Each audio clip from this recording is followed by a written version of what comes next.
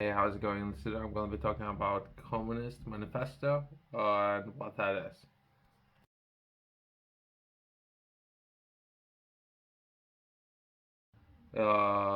Yesterday I was watching a speech one of the American profound politics, perhaps future president, was giving about this particular book, how bad this book is. I have done a little bit more research. I have heard about this book before. More than anything, and I'm interested in understanding different structures of economy. This particular piece of work, it seems like that this particular book influenced a lot of generations of thought of people and some of the actions that they have done with regards to economy and the way how to run perhaps countries themselves. I'm interested to find out more. I have read this book yesterday. I'm looking to share some information. The Communist Manifesto is a political pamphlet written by Karl Marx and Friedrich Engels. It was first published in 1848 and is one of the most influenced texts in the history of political thought. Manifesto outlines the basic principles of communism and serves as a call for action for working class to overthrow capitalist system. Right. Let's take a look at some of the key ideas or points of Communist Manifesto. Historical materialism. Marx and Engels argues that throughout history, societies have been defined by their economic systems. So far, I agree with that. They they assert that the class struggle is the driving force of history. With one class, the bourgeoisie or capitalist, exploring another class, the proletariat or working class. So that's a basic idea of the book. The book itself, I didn't really enjoy reading it. That's true. Perhaps if it was written by the person or have read by was listening to audiobook, if it was read by the person who understood the book, perhaps it would be a lot easier to understand.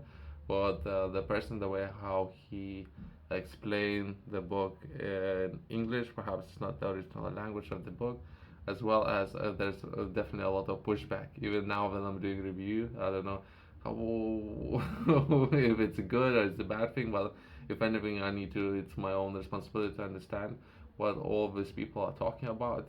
What's a better way of understanding it than reading it myself and building on that. Once I've done my own research, once I understand what those people are talking about, I can work from there.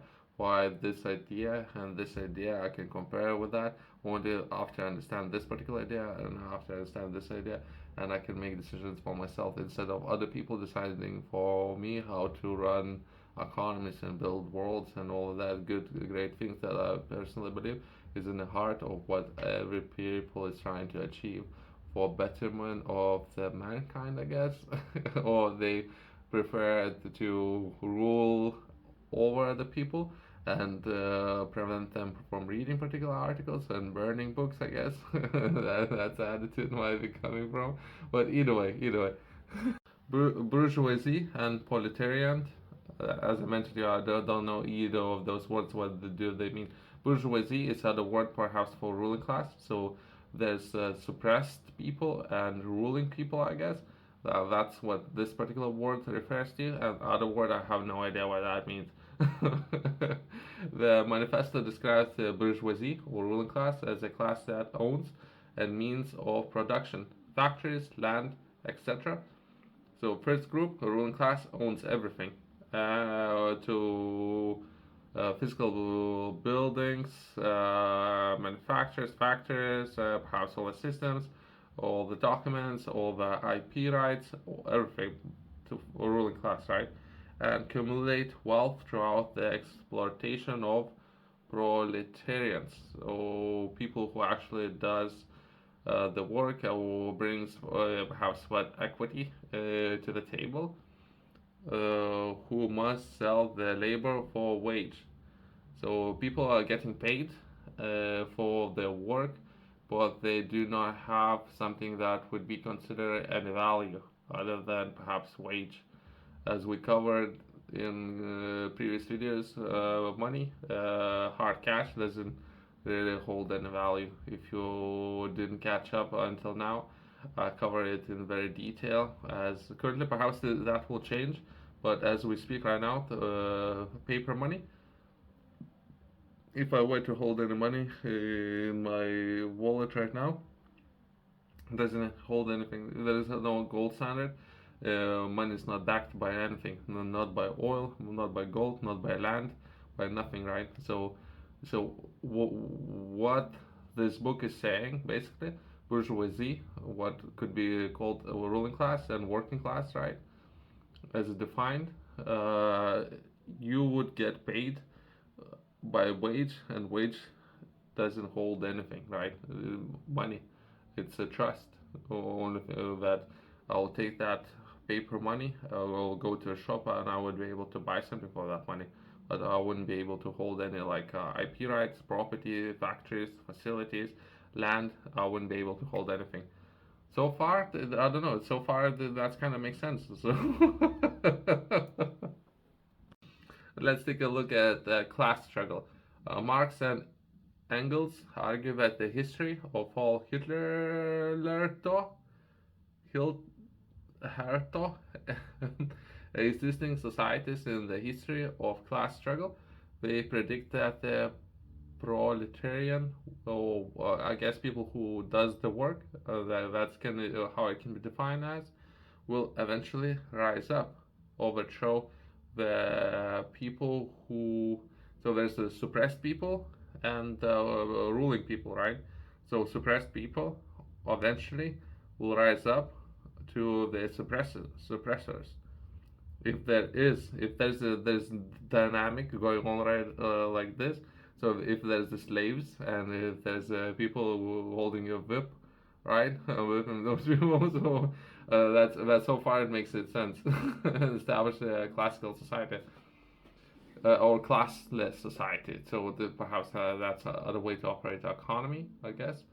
If there's people who are suppressed, I guess. Otherwise, if there's no suppressors and there's no suppressed people, there's nothing to overthrow. So far it makes sense.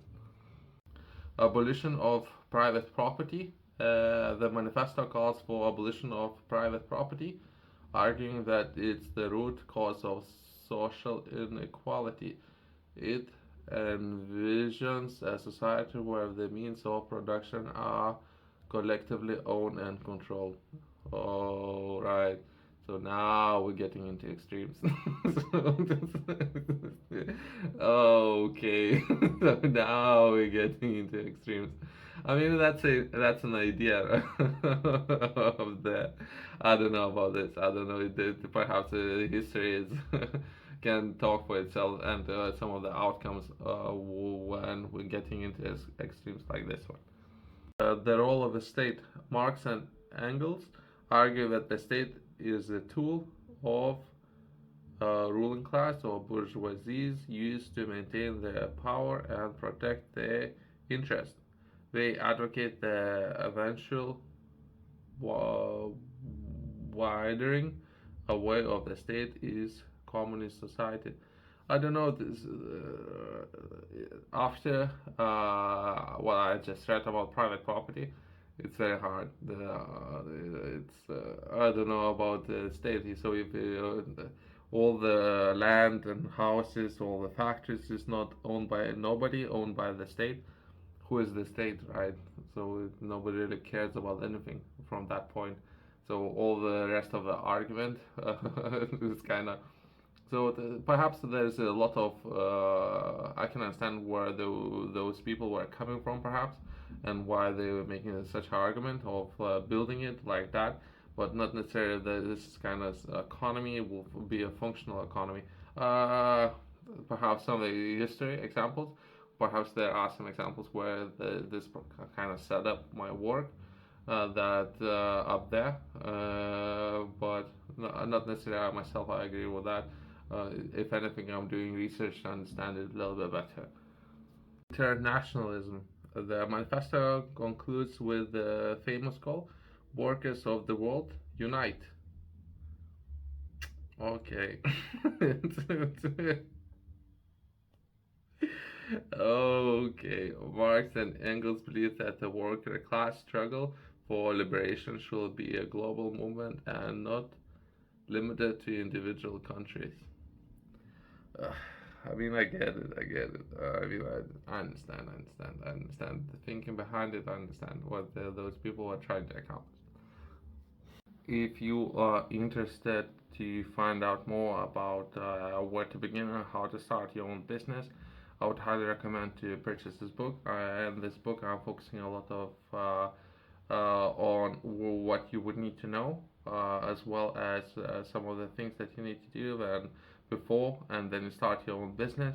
In this particular book, I'm focusing a lot of on livestock enterprise and where to begin, then venturing into and reaching your first milestone. That would be from zero to a first $10,000, pounds, euros, and how to reach this particular milestone.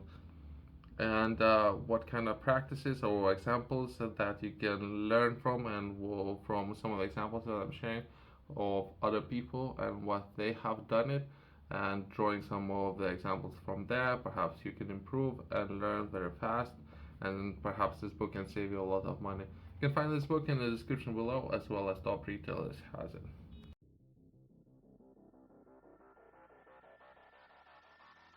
It's important to note that the ideas presented in Communist Manifesto have had significant impact on history, leading to the formation of various communist and socialist movements around the world. However, the practical implementations of communism in different countries have varied widely, often dividing from the vision outlined in the manifesto. The document remains a key text for study of political theory and economics, and it continued to provoke debate and discussions on issues of class, capitalism, and social change. Thanks for watching. I'll see you in the next one.